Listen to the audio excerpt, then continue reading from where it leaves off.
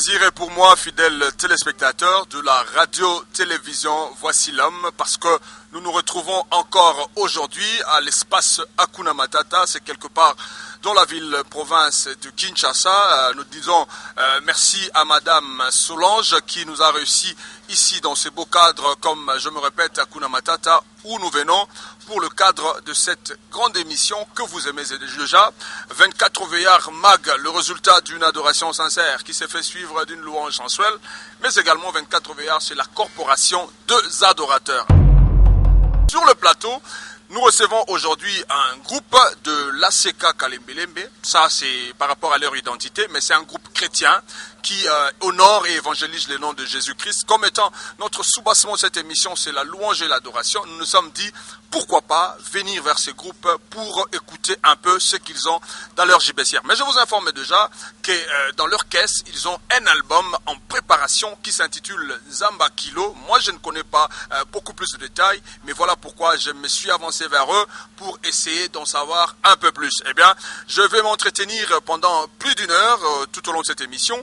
Mais à la tête d'affiche, il y aura leur président qui est en face de moi. Il s'appelle le frère Tati, le président du groupe Compagnon de Voici l'homme, comme je viens de le dire. Alors, sans plus tarder, sans trop de parlotte, je me tourne déjà vers ce frère pour lui dire bonjour homme de Dieu. Ouais, bonjour 24. Comment ça va? Ouais, très bien. Alors, toi approché Bino, parce que Baïko, il y a album Moboza en préparation, et comme il a dit Bisso, tu le tu roses à la indifférente, il y a un tu approché.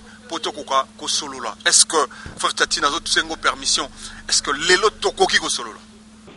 Oui, pas de problème. Tu es le bossono. Tu en es quoi parce que tu commences à prêter.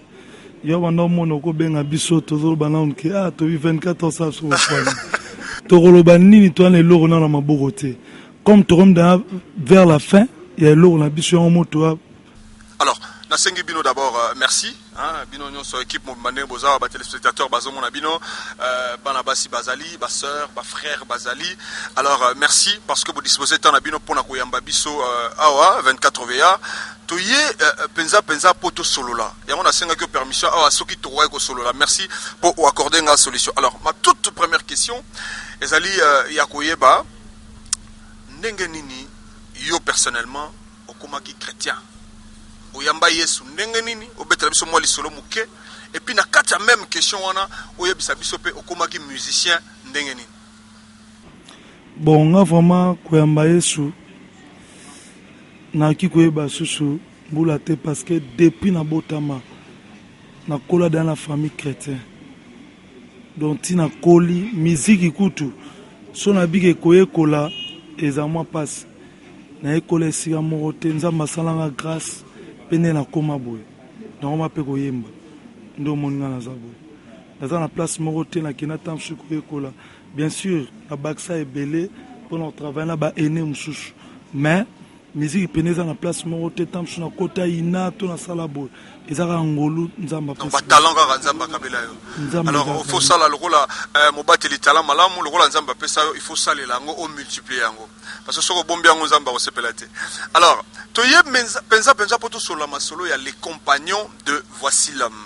Ce groupe qui œuvre au sein de l'Assemblée chrétienne de Kinshasa. Topesi Mbotena, homme de Dieu, le pasteur François Mutombo. Voici l'homme à la tunique de plusieurs couleurs, le commandant du temple Ndenge Tobenga Raye. Alors, les compagnons de Voici l'homme. D'abord, pourquoi les compagnons de Voici l'homme? Alors, sur le pourquoi les compagnons de Voici l'homme? Na kata question, les compagnons de Voici l'homme et banda na ba circonstances nini. Et puis l'élo est totalisé déjà combien d'années? Bon, compagnons de Voici l'homme, batobele ba monara ke bon. Comme papa na biso en est représenté mission Moroboy. Comme on a ezaki Voici l'homme. Batoye ba comprendre tant chose à comment motuté. Voici l'homme ezaka Jésus. To présenterande Jésus 4 na loyembo. Compagnons de Voici l'homme et outil ezana na ba tranche chebele. Ezana pas chebele parce que ezana liboso les compagnons de Voici l'homme tezai compagnons de Myriam. Na kati ya Myriam wana tozaki mo ebele. Bandeko ebele ba kende na pesi kutu Ozaki série wana présent la biso, présent de lui de grâce à passant la PC merci, la PCP mbote vraiment. Tout ça na ba Christian na ba Rigen. Bon, tant que tout le monde a que esengela ikaka ndeto lugara lipamboli ndenge papa na so mata to diembela peka na sima na ye po ça la bien et on to baxera komba les compagnons de Voici l'homme tu efface to longola ki Myriam. OK.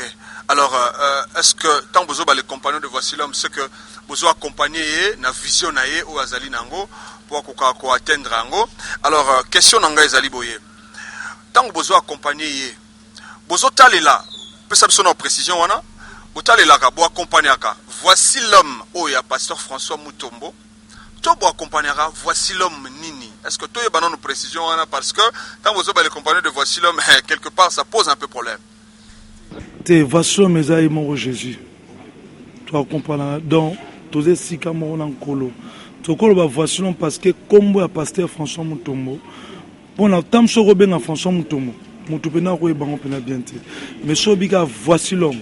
Tu dois comprendre que wana c'est akambelem. Bref, c'est ça que bisoto arankolo. C'est que alors, le groupe Le Compagnon de Voici l'homme, Bango Balobi, Bazo Talila. Yesu, ça sera notre tout premier cantique que nous allons souffler, amis téléspectateurs, ce jour. Alors, je vous invite déjà à écouter ces beaux cantiques qui fait partie de cette panoplie de cantiques qu'il y a dans l'album Nzambe Akilo. Alors c'est le tout premier cantique. Je vous invite, amis téléspectateurs, d'écouter Talela Yesu avec le groupe Les Compagnons de Voici l'homme.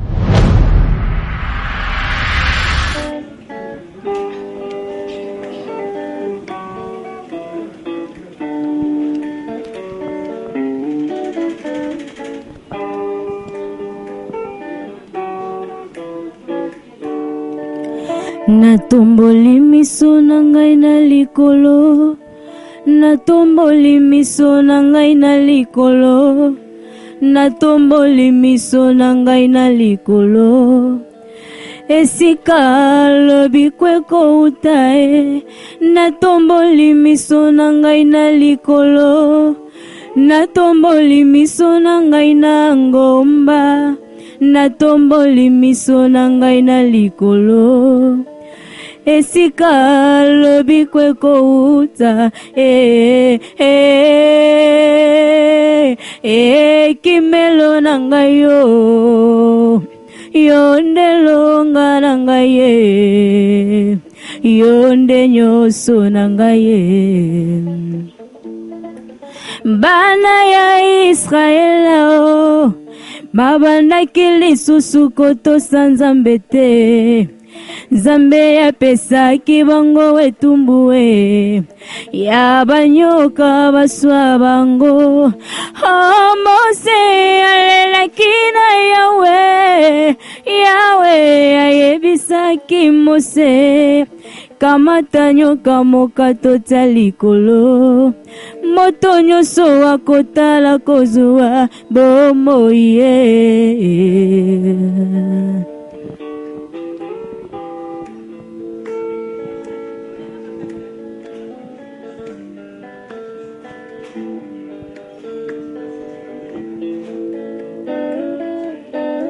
David katina baini na ye allez la kina Yahweh, je lève mes yeux vers les montagnes, d'où me viendra le secours me vient de l'Éternel, Yoshua Mashiach, il est la force, la victoire de ma vie, le consolateur de cœur brisé. Quand ma vie est en danger, moi j'ai recours à lui. Sina baba, sina mama,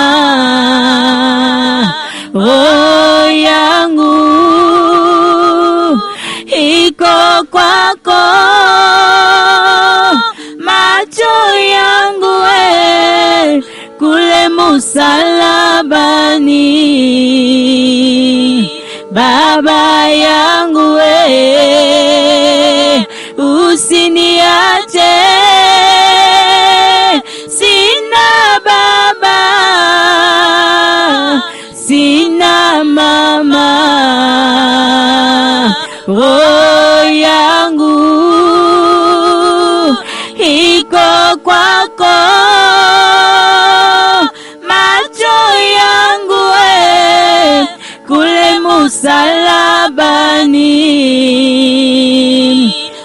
baba yangu usiniache.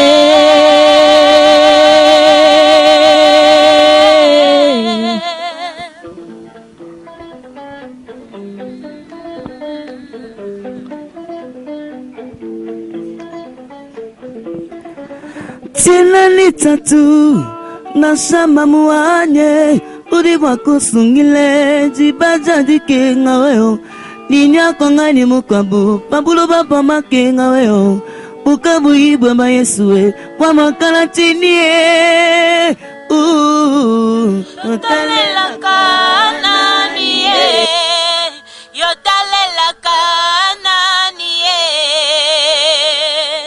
talela Yesu ye kwa boya kana ye mototeo baye batalela banganga kisie basuka maboma na bafuluwe aboyaka motote masia nanga Yesue yotalela kanani yotalela kanani yaya nanga talela Yesue ye kwaboya kana ye mototeo talela Yesue talela Yesue talela Yesue talela Yesue.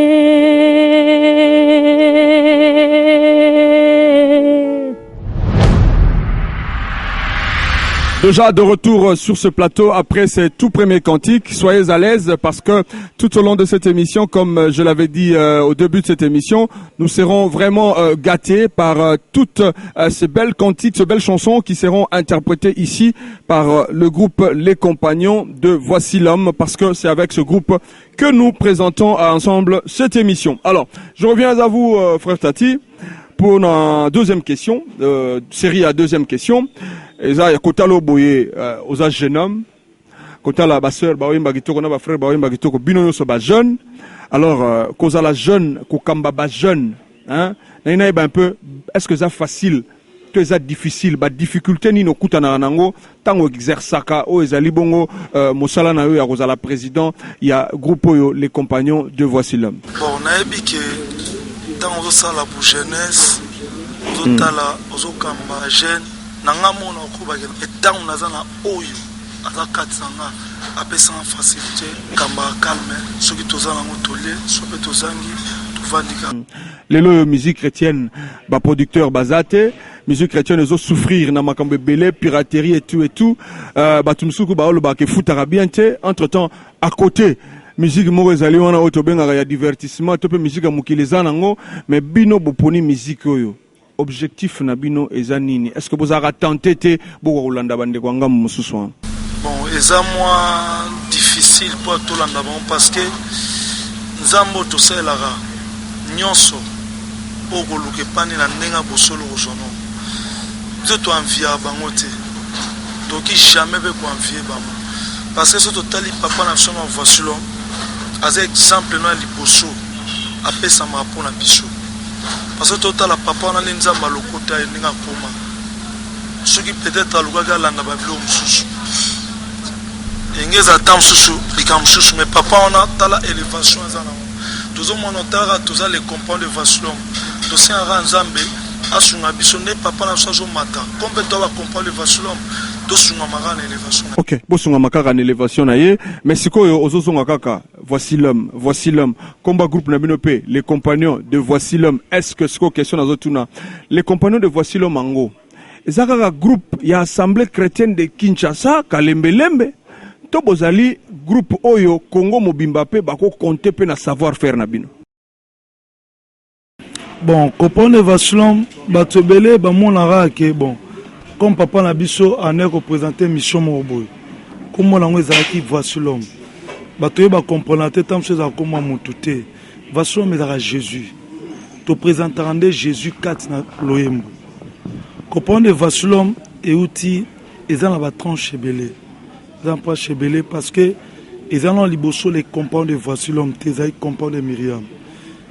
Na kati ya Myriam mwana tozaki mo ebele bandeko ebele bakende na pesi kutu ozaki série wana présent na biso présent de lui de grâce à passant na pesi merci na pesi pe mbote vraiment tozali na ba Christian na ba Rigen bon tant que au mona ke esengela ikaka nde tolukaka lipamboli ndenge papa na sozo matato diembela peka na sima na ye po esala bien et on tobakisaka komba les compagnons de Voici l'homme.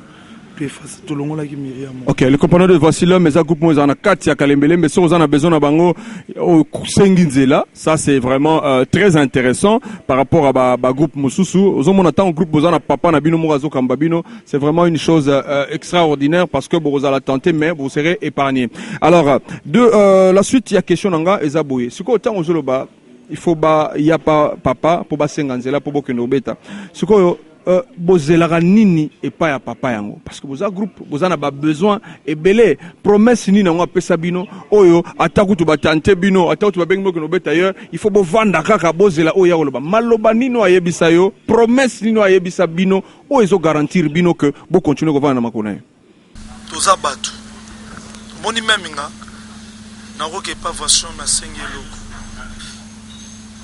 lobi na zasu na bejelo elonga na bomba oya pesanga oyebaka Yesu yango eza très important na population yango ne tozomona ngo eza nécessaire mpona kopesanga bien matériel kaka okosengaka bino papa na besoin le hôtel lobi équipe robeba mais ndenga apesa ya Yesu akotikalaka jamais konzuluka na motema ne yango eza important mpona biso.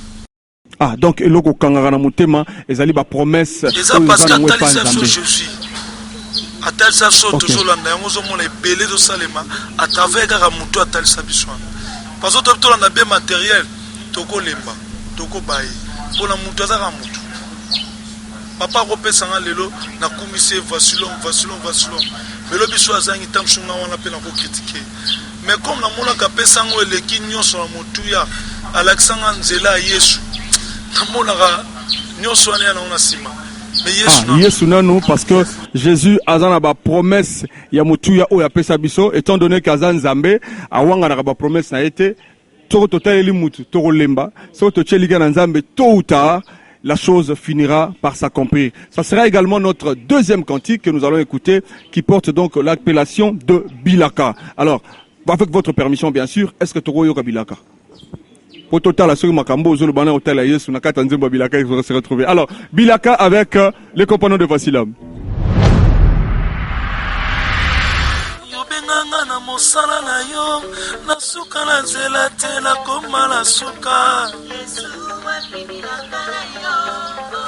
yo pesanga assurance na kozala mokila te na kozala moto Yesu wapi bilaka na yo sipuni ni chômage umela o na bomo ya tasha papa yoza wapi Yesu wapi bilaka na yo mongala kotika yo te nakotingama na yo kino nakosimba oyo nakana bomoi nanga bilaka na yo nakotika yo te nakosima yo na mokamba nakotika yo te nakotingama na yo kino nakosimba oyo nakana bomoi nanga bilaka na yo moko uloba na Bible mwase kumba kozala te na bana na yo Yesu wapi bilaka na yo Israel abuta makalanga mwana nelaka Isake mokolo nini Yesu wapi bilaka na yo nakante bakoma kotulanga nala balaka te Nzambe se koza wapi Yesu wapi bilaka na yo nala koma kotanga mikolo na ukona nazanga papa moya oza wapi Yesu wapi bilaka na yo nakotika yo te nakotingama na yo ino nakosimba oyo nakana bomoi nanga bilaka na yo nakotika yo te nakosimba yo na mokamba nakotika yo te nakotingama na yo ino nakosimba oyo nakana bomoi nanga bilaka na yo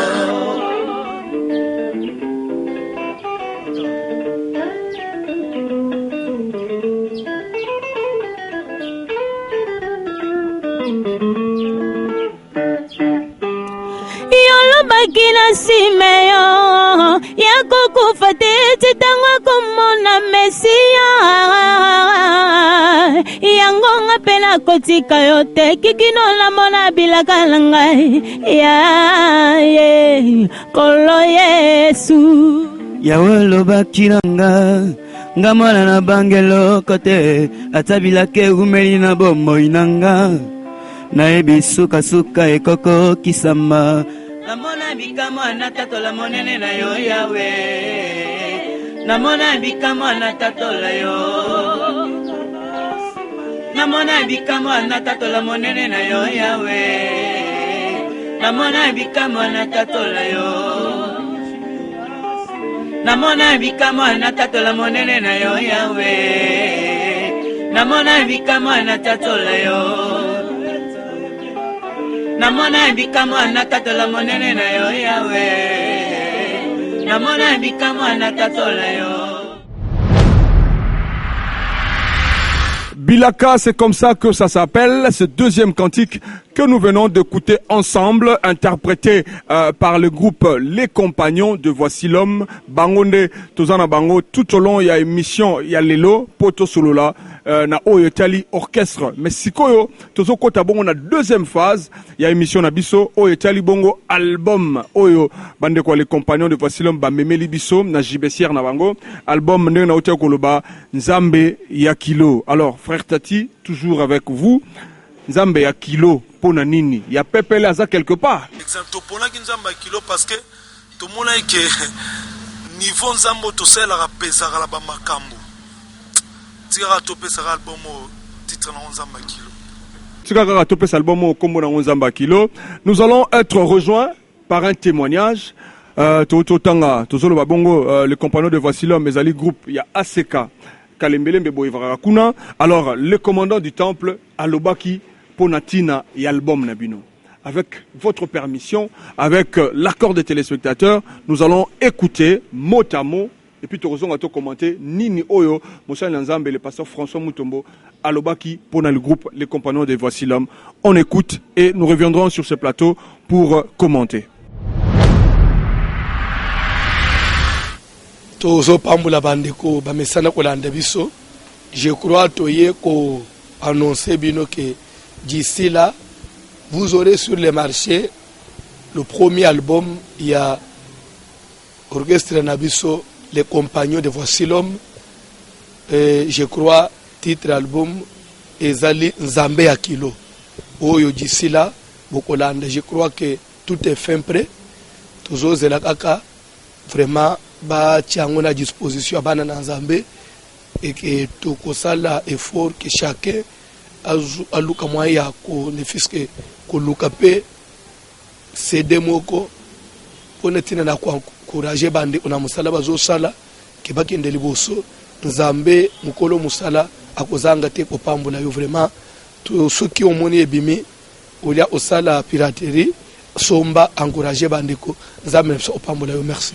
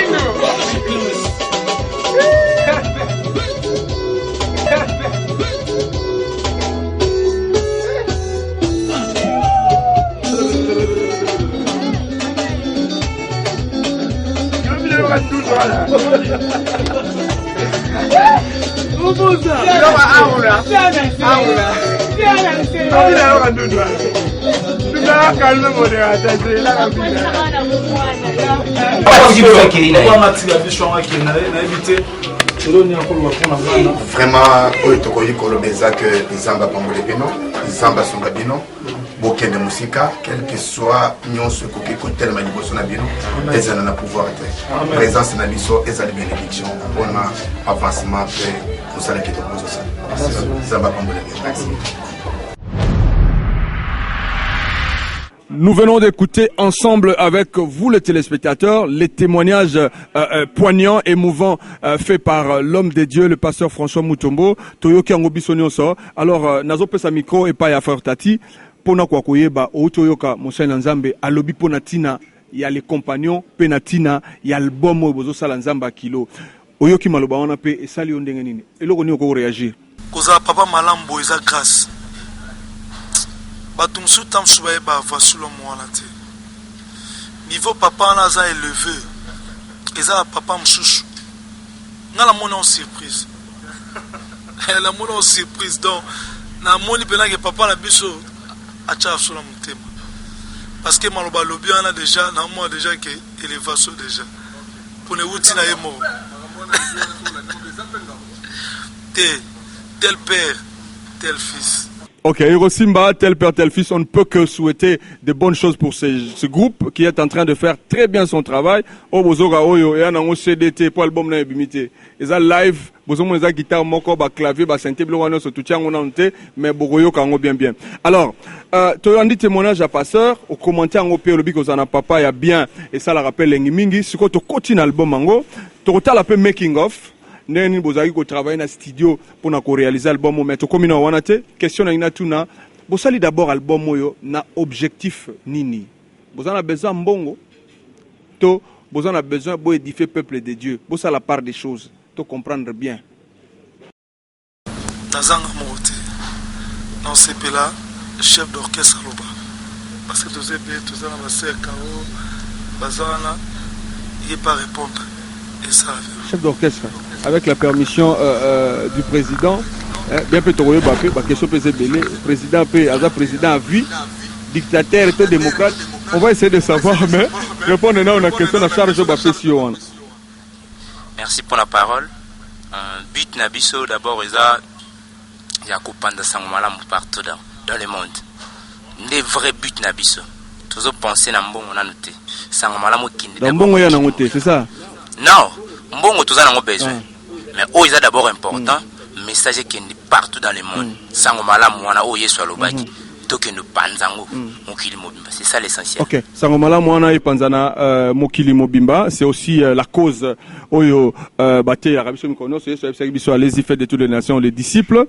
Yango pe bozo sala na sepeli mingi. Mais chef d'orchestre, sikoyo boza structuré ndenge nini?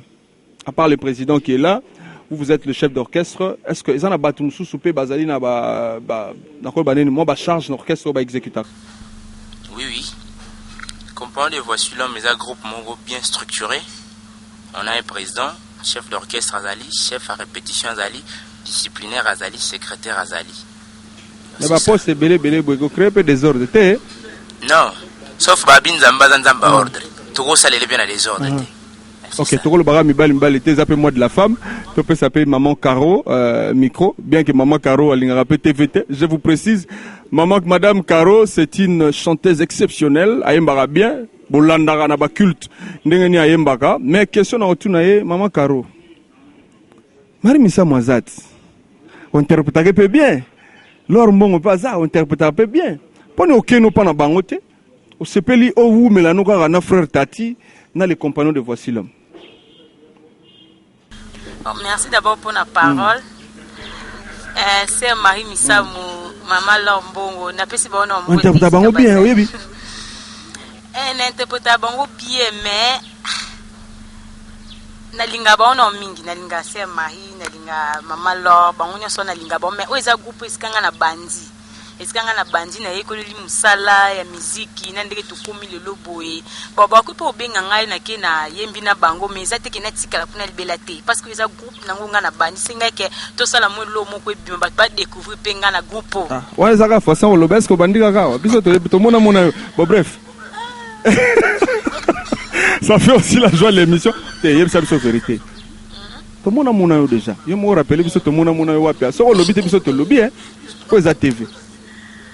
Oh non, non nalobi bien que bato ebele ba quoi bato musu ba solicitakanga na okokia na beti na album non que na sa durée wana te naza groupe na unga na bandi na les compagnons de Voici l'Homme mais ba benganga Maman Zizel Moussadi a benganga amoni bando tanga ba vérité ba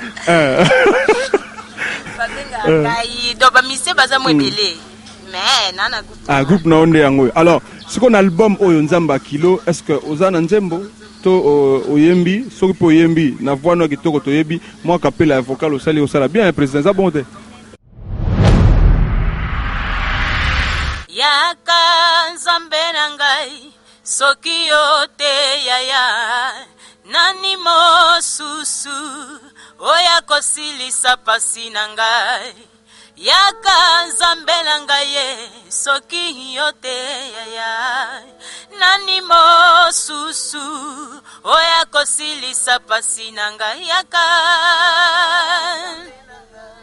soki yote yaya nani mosusu oya kosilisa pasi na ngai yaka nzambe na ngai yote yaya nani mosusu oya kosilisa pasi na ngai wapi yo Yesu Kristu wapi yo mwana mpate wapi yo kolo na ngai yonde oyebi bapasi na ngai tango bakoloba banguna batemi tambu ozomona yaya igwe matamu chalwe banguna nyoso batika na sol yaka soki yote yaya nani mosusu oya kosilisa kolo yaka nzambe na ngai soki yote yaya nani mosusu oya kosilisa pasi na ngai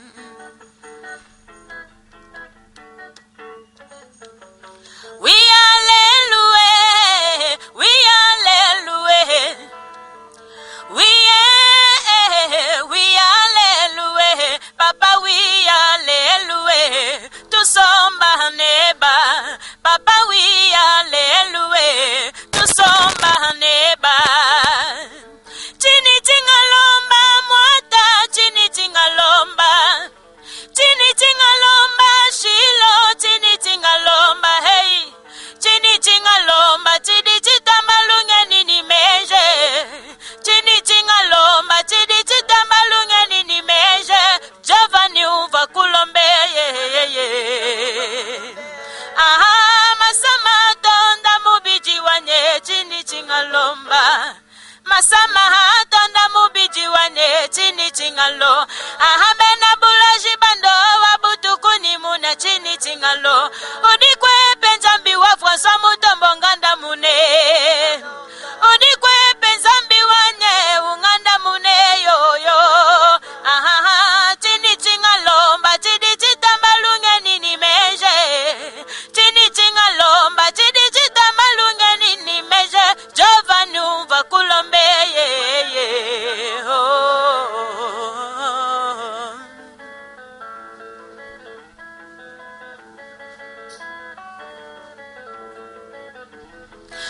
Tendeniwe mambwe lelele mwadiwe tendeniwe mambwe yeye mwadiwa kudenga mambwe yeye aliwe tendeniwe mambwe yeye mwadiwa kudenga tendeniwe mambwe yeye mwadiwe tendeniwe mambwe yeye mwadiwa kudenga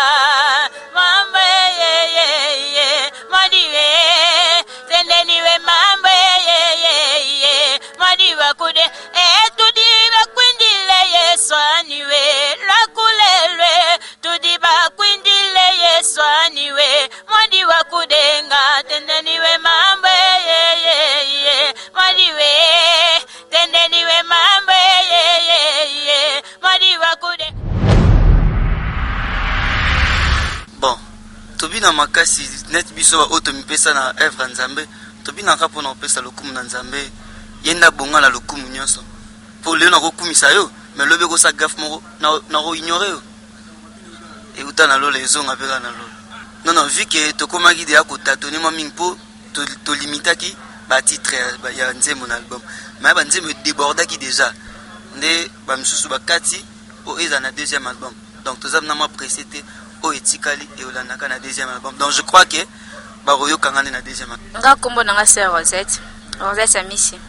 Nazelaka un jour nzambe apambola ngai na kati ya groupe ndenge tozosalela ye nayebi kapa na eve onga na basalela nde akopambola ngai selon eve onga na basalela ye esalinga bien parce que na kati na bango comprendre version des aboye tout travail par rapport à ba leader au même chef d'orchestre boy aemara c'est quand on est dans la leader bon un jour ce boy que nous c'est quand sali album mutami tungsate parce que comprendre version de toi boy presque bango tout ba leader tout ça la façon pour la mutu azwa facilité ya question le nzambe a memé la place au memae à salat album nae ake calmement yo mona sa lobby batu su okazata msusu e commission d'été bango tout ba validé na ba passer d'intervention la bango ezate ki o ba fana kana ba ker te na ko nzembo kana mbia bilakao na ko pesa frère Eric Mwela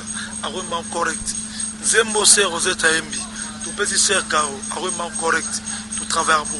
Merci à l'espace Hakuna Matata qui nous reçoit encore aujourd'hui. Donc c'est pour dire que nous disons un grand merci à la sœur Solange Maoua qui nous a réussi ici chez elle, comme je l'ai dit, à ce grand restaurant VIP au bon marché dans la commune de Barumbu. Obocholandana, fidèles téléspectateurs, et Zabongo Making of. Comment est-ce que le groupe Azako Sala o Ezali Bongo album naye, et puis quelques témoignages Yabasal Nanzambe Oyo Bazo porté à cœur œuvre Oyo, groupe Les Compagnons de Voici l'Homme, Ezali Bongo, Kosala Ponabino. Donc, moi, je vous préviens déjà, Bolandi Making of, Bolandi ba chanson live à Zobeta. Donc, je vous garantis que c'est vraiment un bel album. Bobongama Mbongo, Nabino Ndenge Mosel Nzamba Otiagoloba, pour vous procurer o Ezali Bongo œuvre Oyo. Moi, je suis sûr et certain que ça va vous bénir de partout. Vous serez en train d'écouter cet album Nzambe Yakilo. Alors, je reviens au frère Tati. Poto chuter déjà na suka émission Oyo. Alors tomoni making of, tomoni banzembo ndenge boza koyemba. Alors quels sont vos besoins pote album Oyo et comme la biso na bandaku. Bozo sala studio, est-ce que vous en avez besoin un bongo? Est-ce que vous en avez besoin ya distributeur? Est-ce que producteur aya toi ya na été bino mo bomi koki na bino ba besoin penezali nini micro ya 24 VR et comme libino poto yeba. Quels sont vos derniers besoins pour album Oyo et comment namaboro na biso? Ba besoin vraiment est belé le 24 heures parce que niveau to comme déjà namnicho il faut quand même te remercier papa na sauva Sulom. Yem to ça l'effort que to côté studio namnicho to comme na niveau ba clip sans soutien to kokate musala musique à part ba clip et aussi en duplication ba CD à part duplication CD et aussi un jour pour organiser concert moi sortie officiel. À part ça, il y a une affiche par-ci par-là. Les locaux m'affichent bien, il faut que Rabo attend la panneau. Bichomo bo toujours raté. Tout ça un bateau va ser ensemble plein de solo. OK, va nous soutenir l'œuvre de Dieu. Voilà, Toyoki nenge ndeko tatia ocholoba ezosenga duplication ezosenga ba panneau ya minene po ba oneza vision na bango po te ba na large diffusion ya ko présenter album et pas ya bino ba consommateur o bozali bongo peuple congolais ici pe d'ailleurs. Alors, la toute dernière question, c'est avec cette question, c'est même pas une question, c'est une préoccupation que nous allons prendre fin avec vous tout au long de cette émission. C'est celle de savoir, est-ce que ba contact nini siko, batubayoki, batali making of, to sentir déjà pression nini, album o ezoya nango. Alors, ozo pesa contact nini pona batu so balingi ba ko prêter bino main forte pour album ebima pesa contact et puis moi quelques salutations na ba o déjà bazo soutenir bino et puis oza pe na bandeko bazali ya aseka kalembelembe pe ya l'église Union au corps du Christ moi quelques salutations mais surtout pesa biso contact na bino pour nous accompagner version la contact numéro 089 670 72 46 089 670 72 46 085 073 24 59. On nous jubiso songo soutenir biso.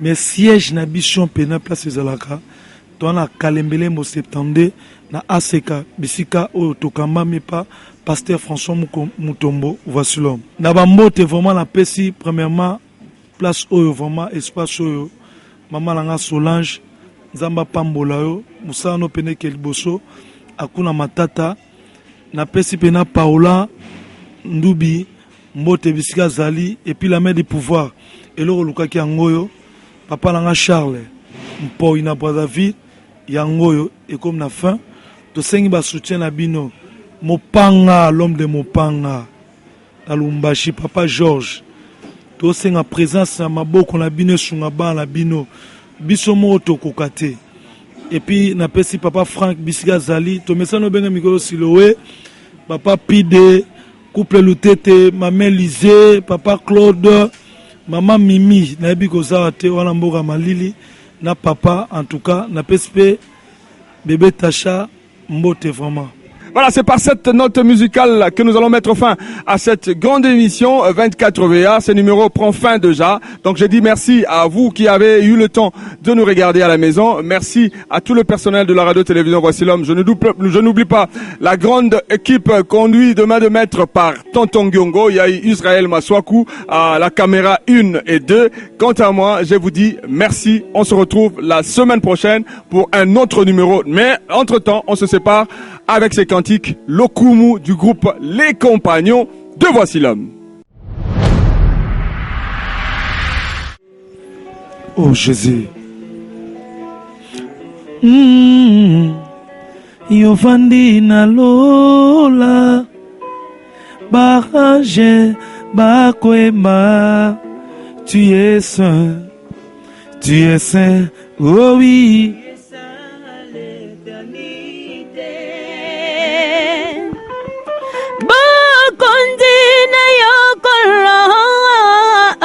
Ezinga mokili lokola yo bongi na kembo ya obongwani te nani anokisaka mvula tope abimisaka mo obele yo mokeli na nyoso mosusu azali te.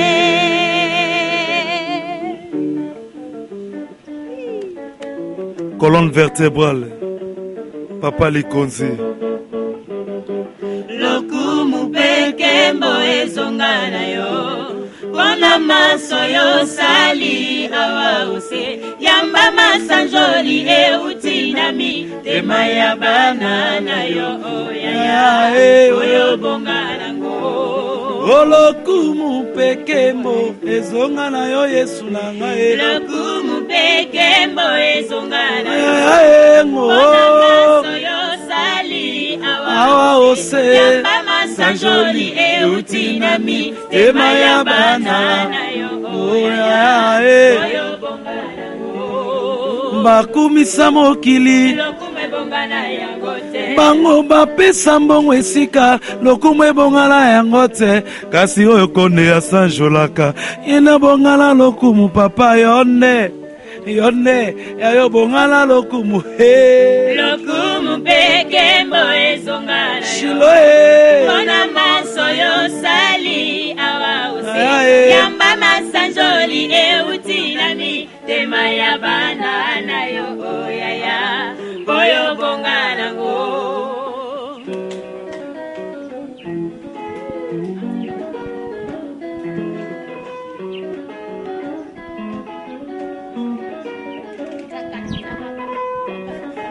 Papa Chimse Shani we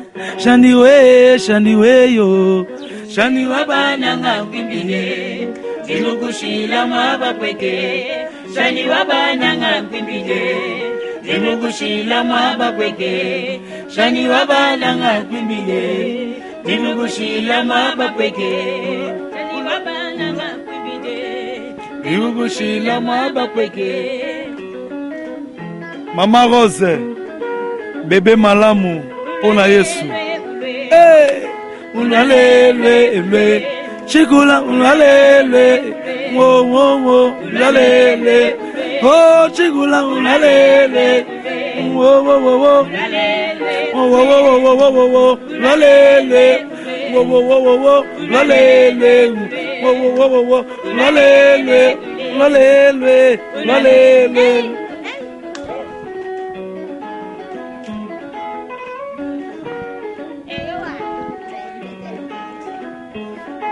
Maman Anto.